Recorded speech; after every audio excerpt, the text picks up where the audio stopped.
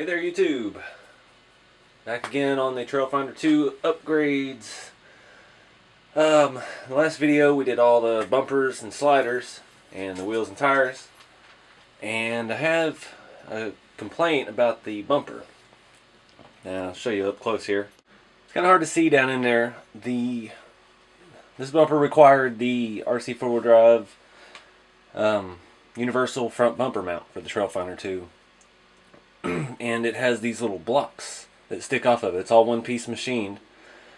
These little blocks stick out, a good 1/4 of an inch, and that's exactly how much space I have between the bumper and the body. And that bumper's massive. I don't want it sticking out that far. I want it tucked in closer to the fenders. So in this video we're going to look at ways to change that. So I'm going to start off by taking it all off here, and we'll look at it and see what we can come up with. Alright, so this is the mount, and the height that sets the bumper and everything is fine. It's just these little nubs on the front that have the holes in them are sticking too far out.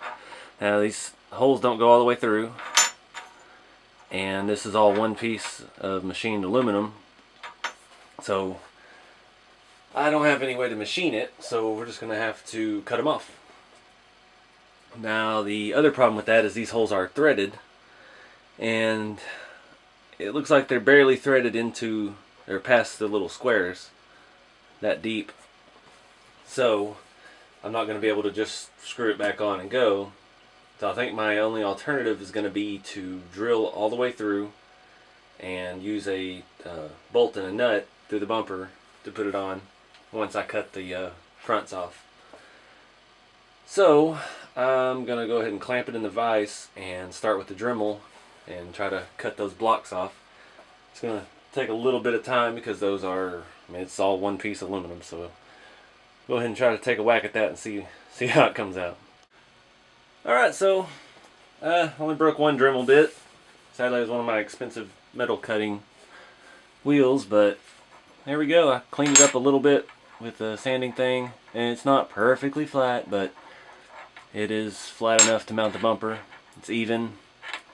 I got a few little runaway scrapes on the bottom, but it's gonna be a bumper mount. It's gonna get scratched up anyway, so I'm gonna go ahead. I was gonna go ahead and drill it out while I had it on the vise, but I threaded a screw into it and it still threaded in pretty far, so I'm gonna have to drop down the screw size pretty small, a lot shorter. These are the ones that were in it. I'm probably going to go half that. The lip on the bumper, where's the bumper? This is not very wide that it goes through. See, it's pretty thin down here on that part. So going to mount it up. Let's see what we've done. Alright, well that didn't take as long as I thought it would. I thought it'd be harder to cut through that bracket than it actually was. But yeah, that brought it in the exact amount that I wanted. It does touch the body where the behind where the bumper would mount, the original plastic bumper, but it ain't a big deal, and once you get it on, it fits perfect. Lines up with the cuts that I made. If I can turn it to the side, you can see a lot less gap.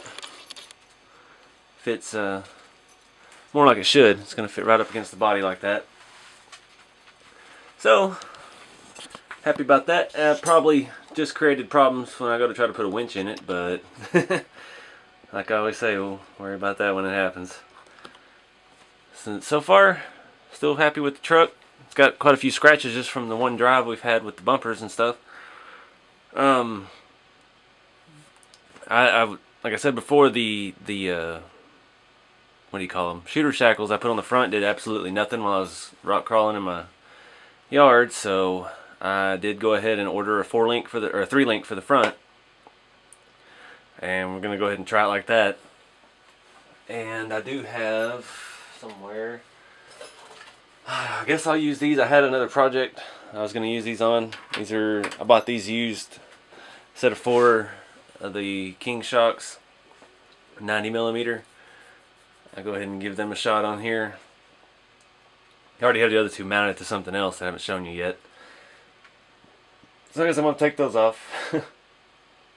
One of my front shocks, I noticed when I came home from work today, it had come unscrewed at the bottom, all the O-rings popped out, and it's just seeping fluid all over my desk, so figure it's time for a change. Those axial shocks have been through a lot. They've been through a lot of reincarnations of this truck throughout the time I've had it. I don't know how long I've had it, but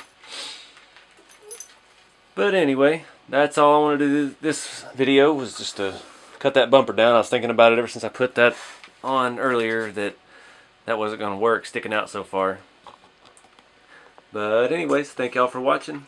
Please like, subscribe, and share, and stay tuned for more to come.